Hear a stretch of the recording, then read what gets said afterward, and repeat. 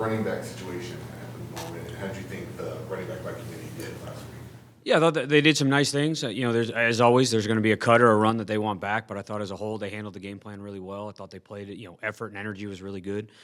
So I think it's a week to week decision. Certainly going to and in the flow of the game. Who's got the hot hand and how are we doing? So, but happy with where we're at and going to continue moving forward in that direction.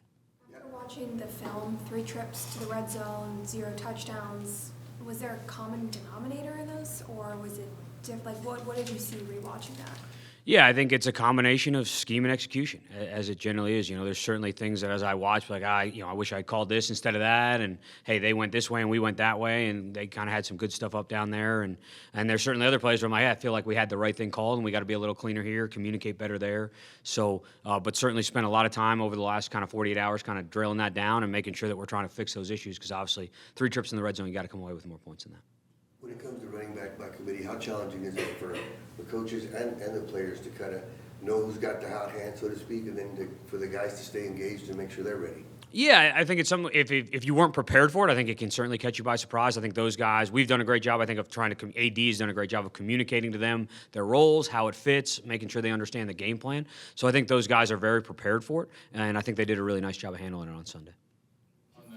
On the 4th and 1 play, where Elijah was called for offside, neutral zone, whatever it might be. Have you ever seen that call? So it got called. The first time I saw it was probably 2 weeks ago. I think the Eagles got called for it. So it's something we watched, we addressed, we certainly coach. And sometimes they call it, and sometimes they don't. So that was obviously unfortunate.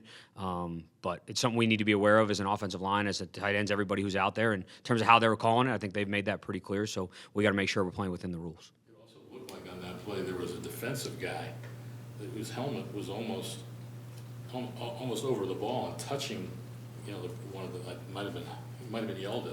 Did you notice that on the film, or? It didn't stand out to me. Certainly, if that was the case, I wish they called it. But obviously, those guys, it's a tough job. I think they do it at a pretty high level. So, we got to be cleaner there. Is the struggles that Josh is having right now? Is that defense is catching up to him? Has he just had a couple of rough games? Like, kind of, how would you assess that right now? Yeah, I think it's a little bit of everything. I think certainly, the more you put on tape in this league, when you're nobody's perfect. So you're going to have some things in your game that you're not as good at as other people and vice versa. And when defenses start to see that, they're certainly going to change the way that they attack you and try to put you in that position as often as possible, which is why it's so important that individually and collectively we try to work on our weaknesses. And then some of it's just the way the games come up and just being a little bit off here or there. And, I know there's some throws he'd like back. But I think all in all, the operation was clean, and we got to figure out, hey, what is that issue, and how do I identify it and fix it moving forward? Some of the misses have been there in previous games, too, whether it's overthrowing or whatever it might be. Do you think there's an overall issue with accuracy, or is it just the flow of the game and the way it goes? Yeah, I think it's more the flow of the game. I mean, it's a small sample size, so if you miss one in a critical moment, it's going to get blown out of proportion. But certainly, we'd love to miss none of them. But no, I think he's continuing to work on it. Something he always strives to be better at in all areas. So not something I'm concerned about. One thing about Josh is, whether he's playing well or he doesn't play his best, his demeanor doesn't change. What does that say about him as a leader and being in such an important position for this team? Yeah, I think it's big. I think it's big for all the guys in every position. Regardless of what's happened, hey, you played really well, don't get too high. You haven't played great, don't get too low. You have to understand that the way to play the best moving forward is to be the same person every day, and I think he's a great example of that. And it's certainly one of the reasons he's continued to stay in this league as long as he had and played at the level that he's played at. When Kyler does come back, I mean, we all kind of know once you get into the rhythm of the regular season, everybody but the first-string quarterback tends to not get a ton of reps in practice. How does that work? Because obviously he's only going to be in a window.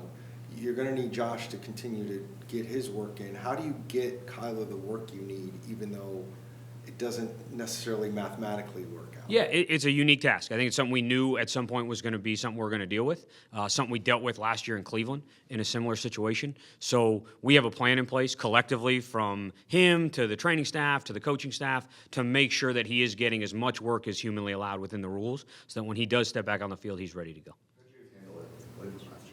I'm not going to get into specifics, but it's a combination of making sure that, look, the guy who's playing in the game's got to get ready to go. That's priority number one, always will be. But there's there's extra time in the day, there's downtimes during practice, there's other windows within the rules where we are allowed to make sure that he's getting his work physically and mentally so that he feels like he's getting those reps and getting ready to go. And a lot of that's done with the backup during the week right now. What have you seen? I'm sorry. What have you seen from Kyler as far as side throwing from the tape, arm accuracy? Just what are the things you like from that aspect? Yeah, and a lot of that was what we watched and when we first got here. Watching their tape, getting a feel for their players. Certainly have an extremely high opinion of him as a player, as a person, what he's capable of. He's a franchise quarterback, and there's not a lot of them out there. So whenever that happens, really excited to see him get back on the field because certainly know what he's capable of, and just watching him put in the work and watching kind of how he goes about his day. Just excited to see it kind of all come to fruition. Make it a little tougher with Kyler than last year in Cleveland because at least Deshaun had training camp, right, and off season, and then I think when the suspension up, he played right away, correct? You may know that better than me at this point. It's almost like I forget what happened in the past and that. But no, I think it does. It creates a unique situation because he hasn't had any reps, obviously, from that standpoint. Now he's done a great job of locking in the meeting room, asking great questions. But there's going to be a learning curve there. It's not going to be like hit the ground running first day you're on the field. Certainly, that's something I've talked to him about. I've talked to the offense about. He's a great player and he's played at a really high level. Even if we were in the same offense, there would be a learning curve. You haven't done something in a long time. There's going to be some rust to knock off, and the pace of the game, no matter what you prepare for in practice, is always going to be different when you hit the field on Sunday. So that's something that we got to prepare for mentally. He's got to get ready for mentally, and I think we put a plan in place to do that. What do you like about Keontae Ingram and kind of how do you see his role? Yeah, I think the big thing, similar to what we talked about Dobbs, he's the same guy every day. Very smooth runner. I think he sees the field really well, makes really good decisions, tries to finish his runs violently. So I really expect to see that growth continue here as we move through the season and through his career, but really pleased with the way he's played. Is that a position and a role that just needs reps to kind of get going and kind of learn? Didn't really play a ton last year. Didn't really get a lot of reps until James got hurt this year. Yeah. Something that you just need to be on the field and kind of play. I think it depends on the person. I really do. I think that's why every case is different. There's some guys that learn great from just watching and being in the meeting room and there are other guys that, as you just said, they need 100 reps, and the 101st rep is when, okay, it clicks. So that's our job as coaches is to make sure, hey, how does this guy learn? How is he going to best develop? And make sure we're finding ways to put them in that situation, knowing that it may not always be reps on Sunday, and we got to be creative to try to generate some of that development. Is that one of the hardest parts of coaching, is trying to figure out how guys learn? Yeah, I think in a lot of ways we're teachers. So understanding how guys consume information, understanding how they can help translate that for them on the field, that's our number one job. We're here to serve the players and to make them better.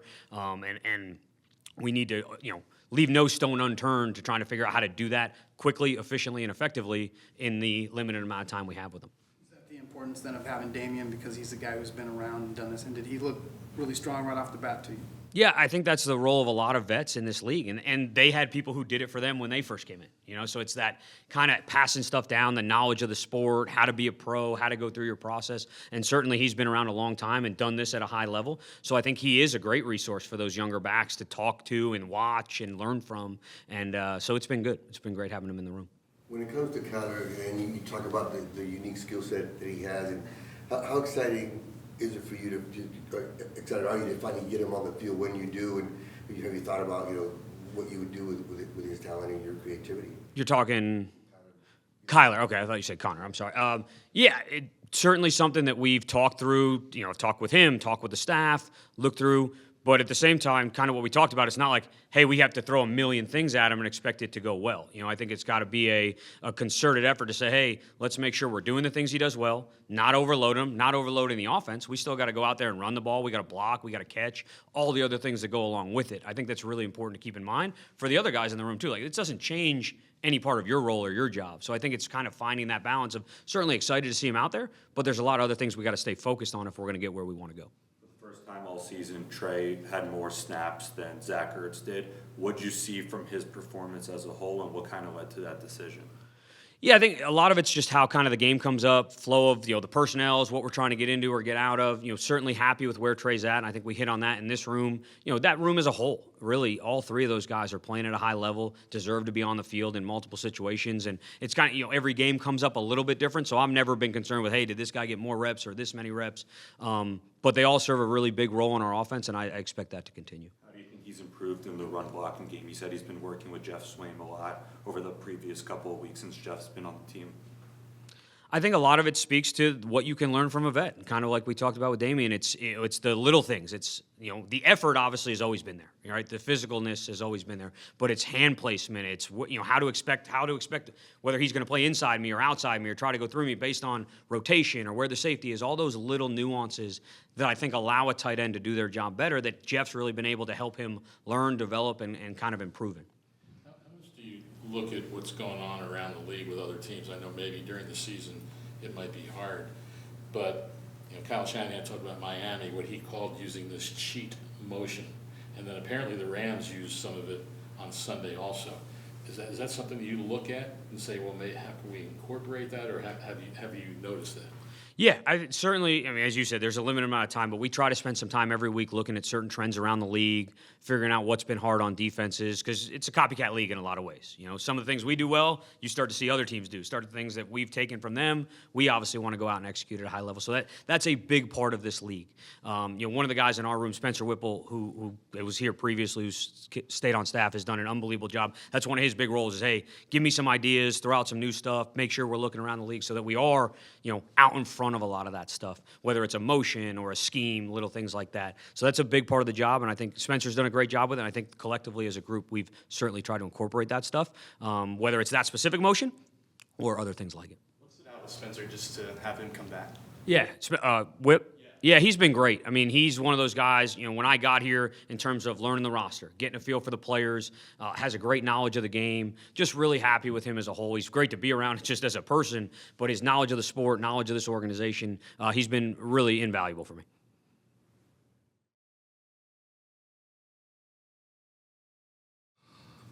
I did want to ask on just kind of from your perspective, that those back-to-back punt coverages for Joey. He made the really nice play on the turnover. The play before, it looked like he thought it was he kind of camped back. Is that where he was supposed to be on that one, or did he think there was a fair catch, or how did that work? Well, the way the play played out, I would think that most gunners, if they weren't looking at the returner, probably would have assumed that there might have been a fair catch, just in terms of ball in the air, where you were on the field, those kind of things. There's different field position situations in which we play our gunners different ways. At times they're both in front, at times they're both behind, sometimes one in front, one behind. Without getting too far into that kind of stuff, he wasn't supposed to be behind on that first one, obviously bounced back and made a great play on the next one. What does it mean for you when you get, you got two new gunners, relatively new, because they hadn't been on the roster, to be able to combine and make a play like that. What does that mean for a coach when you can get that kind of production out of guys that haven't been there? Yeah, Bobby was obviously with us in the offseason, right? Had a really good training camp and, had a personal situation for one of the preseason games, played well in another. You're always training those guys, and I'm sure we're probably 4 or 5 weeks away from repeating the roster attrition conversation that I normally have. But you always have to have those next guys ready, and regardless of circumstance, injury, roster move, whatever it may be, you got to be preparing those guys. And there's certain guys on our practice squad who are a little closer than others, and you kind of know, okay, he's one injury away or one person away, whereas this guy's probably 2 or 3 roster spots away. So some guys you spend more time and invest in the actual reps. And with all of our guys, philosophically for me, it's such a drill emphasis. Like, we're always trying to develop players and build their fundamentals. I don't spend as much time 11 on 11 than probably some coaches do, because you always have to have those next guys ready, and you can't expect to go 11 on 11 and get however 69 guys ready, including the practice squad. So it's good when the stuff shows up in games like you're coaching it, though. I was watching a little bit during the game on Sunday, and you were just very active. And it wasn't special teams, it was offensive defense. And coaches who've been here before always talk about how important you are to helping them kind of learn and figure out things. Where did you kind of start to, and when did you kind of start to have that role of more than just a special teams? I would say I got more involved in things that weren't just related to the kicking game in 2010 with John Fox as the head coach in Carolina. And as we went to Denver and then Chicago, I was involved in a lot of conversations that weren't particularly related to my title per se. And all kinds of things, whether it was off the field stuff or, you know, how we do the off season or in-game stuff. And it's just kind of grown from there. You know, as a coach, I'll just speak for myself. I like to know as much as I can about everything relating to football. And there's not enough time in the day to be, you know, knowing the ins and outs of our offense or our defense. But there is time to continually build and be educated on rule things, replay things, trends around the league. And I've tried to continually build on that stuff while still understanding philosophically where we're going in other areas of the on-field stuff. With those gunners, what is the challenge of how you pick guys for that and what they have to face, obviously, with a lot of times just two guys that gotta fight through? How difficult? It's got to be a pretty tough challenge.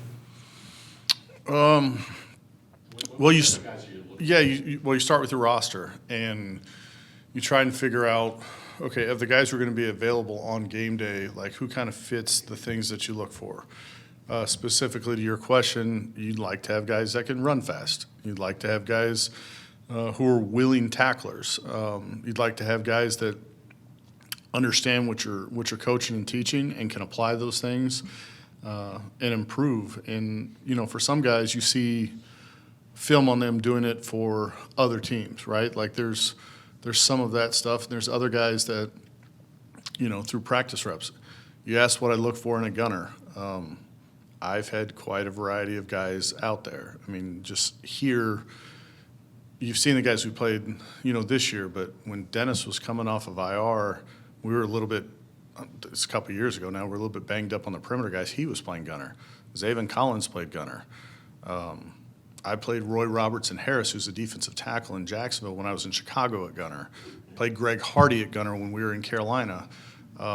There's not a certain, like, okay, that guy's a gunner. It just becomes, is he a playmaker? Is he one of the 11 guys we want to get on the field? And can he function and hold up out there? Vastly different play styles between certain guys. So you just try and teach them how to use your skill set and get down the field and be productive. When you use the defensive tackle at gunner, like, is that something where you go to him and say, we'd like you to do this? Does he volunteer? Like, I wouldn't think that would be the first person you'd think, hey, why don't we try this? I mean, there's just so many guys who have played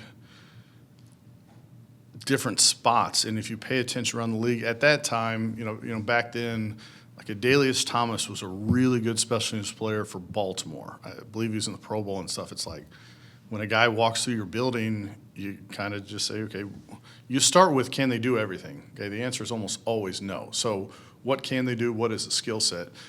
Some of those guys are former wide receivers. And so they've been in that stance before. They've been in space before. If it's a defensive player, they're used to using their hands in combat. Roy happened to be just a really good athlete. And I promise you this, you put a guy out there who's 6'6", 295, and there's a 5'9", 180-pound corner lined up over him, like, it's going to get interesting. What was the end result of that? He played well for us. I mean, guys, you just try and find ways for guys to use their skill sets. But, yeah, I mean, we've had more success with big guys than not. When you rate the requirement for a gunner, where's speed on that list? I'd say it's on the list. I don't know. I'd have to really think about that. You know, if a guy were out there and say he ran 5'3", like that's gonna be a tough ask for him to chase that. But I mean, speed's important.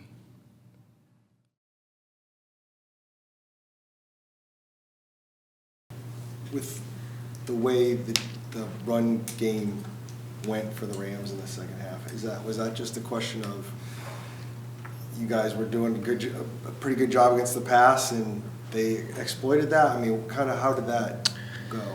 Yeah, I think a little bit of that. I think game flow maybe that's not what they had planned to only have 3 runs in the first half, and it just happened to be, maybe they got behind the sticks on second down, or we did a good job getting to the third down, but they definitely had a really good run plan. Hats off to them. They did a phenomenal job. We got to obviously in the second half have a better plan, execute better, all the above. It's usually a kind of a multiple factors that maybe contributed to not playing good run defense in the second half. So, whether or not they abandoned their plan or that was their plan all along, that's hard to know, but we got to do a better job as coaches adjusting to that, and then going out and executing what we adjust within the game. How surprising was it just to see them go 9 straight runs in that second half? Yeah, honestly, however they're moving the ball, I just didn't want them to move the ball. So whether that's running the ball, passing the ball, that can influence how maybe we should be calling the game. But you don't want to give up a long drive, period. I know that he only played 1 game since you've been here, but when you do have Buda back on the field, how much does that presence kind of permeate throughout the rest of the defense? I don't just mean like his leadership or his energy, but his skill set, and how does that give, help to the cornerbacks and everyone else when you have him out? Yeah, Buda covers a lot of ground on the field, and so whether things don't go right because of scheme, because of execution, he's kind of an eliminator, right? He can get the ball down, he can take the ball away. We talk about a lot of times high motor and violence make up for poor scheme or poor execution by other people, and he does a really good job of doing that because he plays extremely hard, extremely high effort all the time.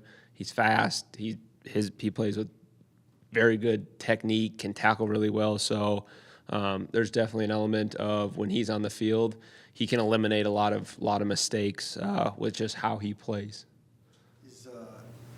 Is the dwindling playing time for Keitrell, is that just a question of him being a little bit in over his head as a rookie, or is it because you want to see other guys? Like, what's the thought? Yeah, it's every week you got to talk about what's the best matchups, what's the best roles for each guy, depending on who we're playing and what we want to try to accomplish within that game. Keitrell is going to be a really good player for us, and he knows he's got certain things he's got to get better at, just like everybody else in that position room or the entire defense. So that's something he's going to be a contributor for us going forward. And, he's got things he's got to improve on. And, that's something week to week where you talk about roles, playing time, everything like that with not just one position, every position. You got to talk about that. How close is Garrett, do you think, being ready to play in a game? I can't answer that. I'm not an expert in that field, the medical field, but I've been impressed with how he's moved around and practiced so far. After the game, JG said that when they punch us, we have to punch back a little bit. Would you like to see the physicality improve? Yeah, I think our guys play extremely hard and violent. I think you got to be critical if you want to this game. You go toe to toe with the best, and so you're going to get the best football from 31 other teams, and you always got to look to, hey, how can we go that much harder? If JG meant it more metaphorically as far as being resilient, I think we do need to show some resilience at times, whether that's giving up a big play or we've given up 2 touchdowns now. We got to be able to rebound, refocus, come back to the present and figure out what we have to do to problem solve this and get back to getting off field, get to third down, whatever that has to take the ball away. We always got to continue. That's something that's never going to be just, okay, we've accomplished it, we're resilient, it's over. You gotta constantly develop that. That's a psychological trait that you gotta constantly work on. Speaking of going toe-to-toe with the best, Jonathan said a couple times he doesn't want the other team's best players to beat you. It's been 3 straight weeks where their best player has had huge teams. How do you address that? How do you fix that? Is that how important is it not to have the other team? Yeah, no, you don't want to do that because teams are going to try to get the ball to their best player and feature him, and that's going to be a huge part of their plan to win the game. That's got to be corrected in multiple ways. It starts with me, with myself, my staff putting together a plan to help take away those players, and then kind of the next step of it is executing that plan, or when they do find those one-on-one situations, winning at the point of attack occasionally. So a combination of everything there, but you definitely, I'm with JG. You don't want their best players to affect the game and take over the game. There's a report that Magi is going to be released. I don't know if you've heard this or not, but anyway, there's this report. You free to comment on that, or where his development is? You'll have to talk about the roster stuff with JG and Monty. I'll let them handle that. Another subject.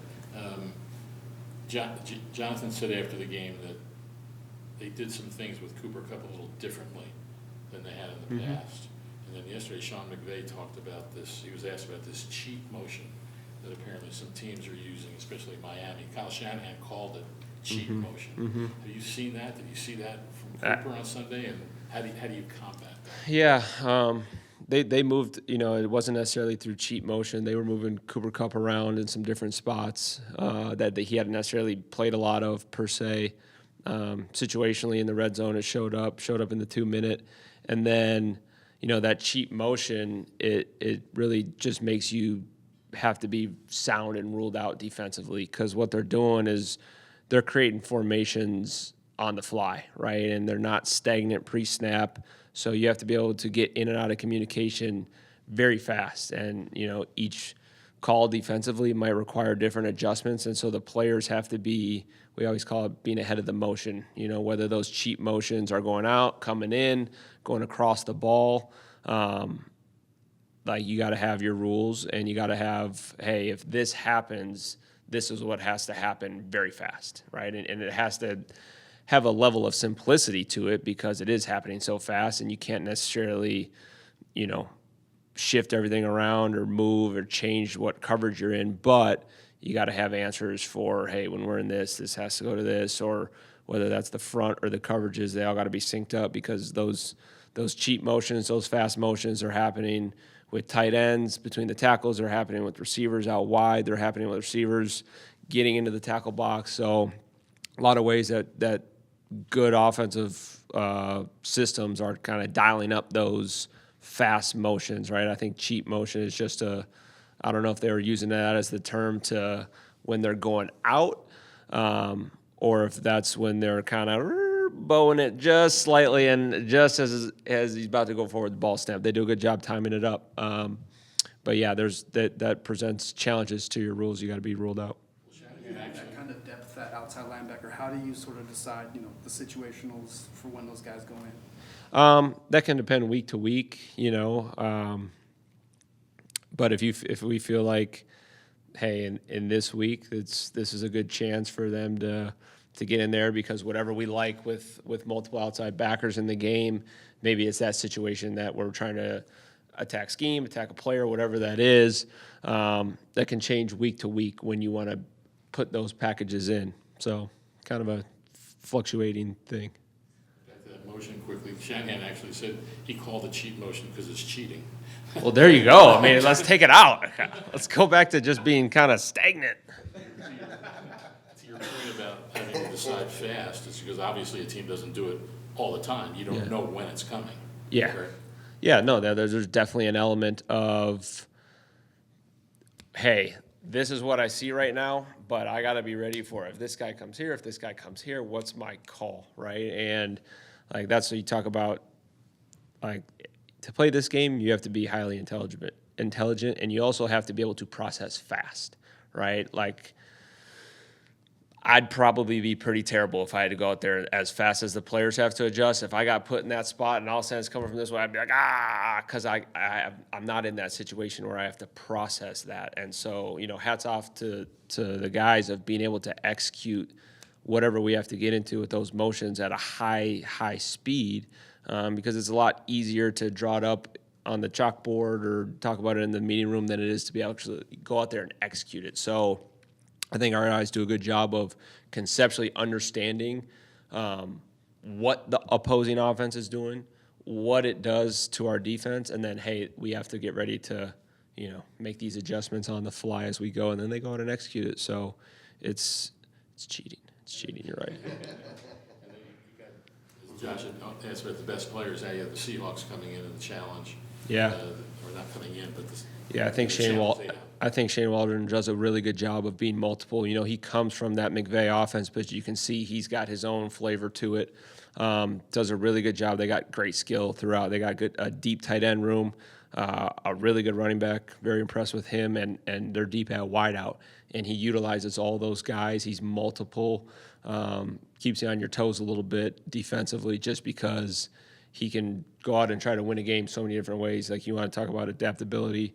I really see that with this offense, is you don't know what you're going to get on a week to week. So they're talented, and they do a really good job schematically.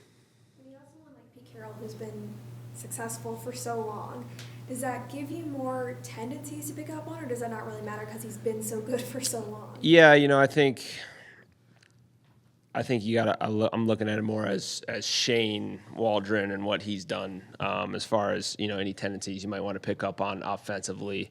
And I think for your question, like anyone who's been somewhere for a long time, you have to be cautious of what's relevant information, because people change and adapt over the years. And I think as successful as Pete Carroll's been for a long time, you don't have that success just staying the same. So you better believe he's been adaptable and changed with the game of football. The game of football has always changed, and he's definitely grown and done different things to put his team in a successful situation. He's done a phenomenal job, obviously, for a long time in the NFL and college. So you got to be careful going too far back with tendencies, just in case they've shifted the way that they want to operate, the way they've thought about something, stuff like that. The outcome last week wasn't what you wanted, obviously, but what are some of the positives you can take away from that game? Yeah, obviously a little bit of a tale of two halves. I thought in the first half we did a good job of getting them behind the sticks, and when we got into pass situations, we did a good job of executing. They threw a couple screens early. Our guys did a good job with some of the looks we were in and getting into those screen lanes, getting it down. Antonio Hamilton did a great job on that first one, making that tackle. That was a tough situation that he was in. He had to come off of his man and go make it. So I thought the execution in the first half was really good. I was pleased with that, and we got to learn from that and keep getting better at that, and then also look at what we didn't do as well, and continue to grow from that too. Is it a matter of sort of sustaining what you do in the first half into the second and in the fourth quarter in particular, or is there something more to I think it's a lot of things. You got to sustain execution. You got to be able to possibly adapt how you're calling it, what you're calling. A lot of different factors can play into that. I think it can be a mistake maybe to try to pinpoint one thing. I think we got to continue to try to get better at every factor that can play into that and go finish games better. That big play at the end of the first half to cut, and it looked like there was, I don't know, I'm just curious about the play. There didn't seem to be safety help, and some safeties kind of tried to get back fast when they saw where it was going, but couldn't. What was your reaction to that? Yeah, we were presenting a pressure look on that one where there were some deep players, but it just so happened to be in that coverage that, and this is bad, was something that I feel like could have done better at schematically. They found the one-on-one ball, and it was with a really good player, and so it was partly the look a little bit to it, but with every coverage there's going to be, hey, we're taking this away and we're putting stress here, and hats off to them. They found that stress point, and going forward we know what we have to do. Maybe that's schematically or technique or whatever that has to be to help get in that next time we're in that situation. How do we not give up that big play to give up 3 points before half? We're talking about Seattle. You mentioned in their running back. How valuable is that running game? When they get going, they like to pound the rock and set up that play action pass. Yeah, I think Kenneth is really good at being able to see everything, and he's got a combination of patience and vision. So, and then obviously the physical ability that goes with it. He can accelerate fast. He runs violent. He's hard to bring down, and so you have to be, one, you have to get 11 hats to the ball because he's going to find a cut, he's going to boom, boom, boom with his feet, and then all of a sudden it's going to open up a whole new window and he's going to hit it. So that patience, that cut ability, that vision makes him a really good runner, coupled with once he gets in the open field, he's hitting it, he's hard to bring down. So, yeah, I mean, of course, they're going to, when he's rolling, they should continue to get that guy the ball because he is an extremely good player, and they have a good scheme that finds ways to get him in space and get him where he can make a cut and he's on the second level. So they do a great job. Obviously, he's a talented player, and they do a great job of putting him in situations to have success. And what are the specific coverages with two different receivers with Lockett and Metcalf? Yeah, I think they got good receivers across the board. You know, obviously Lockett's been playing at a high level for a long time, and DK is a very, very good player. Obviously, what stands out is his size and speed combination. And then, you know, they got Smith in there, the rookie, and then they got a good tight end group. You know, Fant's a really good receiver. So they present challenges anytime you have weapons across the board. Like I talked about with different coverages, there's going to be different stress points. There's going to be things that you're trying to take away. You have to be able to have multiple answers within the game, within a series, within a quarter, half, whatever, to take away this guy, take away this concept, take away whatever that is, take away Kenneth Walker still, right? Like there's a lot to stop on this offense, and so you have to be able to do a handful of different things defensively and be able to adjust if it's not synced up as you want as the game's going on. I know there's been some injuries, but Kayvon Wallace is playing every snap on defense. I mean, what do you attribute that to? Where does the relationship you've had in the past with him, and how did he bring that over from Philly over here? Yeah, Kayvon, yeah, obviously me and Kayvon go back past couple of years, but Kayvon's playing at a high level. You know, he knows there's things that he needs to continue to improve on, but right now he's done a good job in there, and we feel like gives us a good chance to go execute at a high level and win games. Going into last week, Stafford said about your scheme, he said, quote, "It's a little bit of a unique style of defense. I'm not sure there's many other NFL teams that are running what they're running." Is it classified info to ask what was he saying that was unique?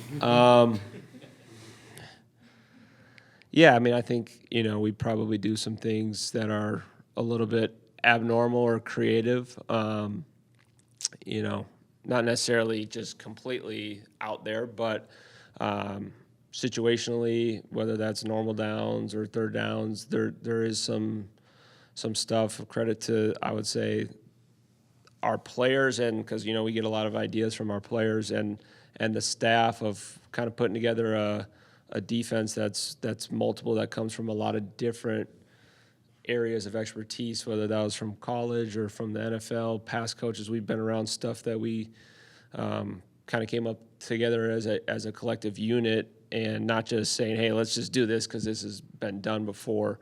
So I would say there's maybe some elements of the defense that are creative that kind of started here in Arizona, and I'm sure that's probably what Stafford's getting at, whether that's on, you know, third down, normal down, red zone, whatever that may be. You know, not completely what is going on this tape, but definitely maybe some more creative looks. Yeah.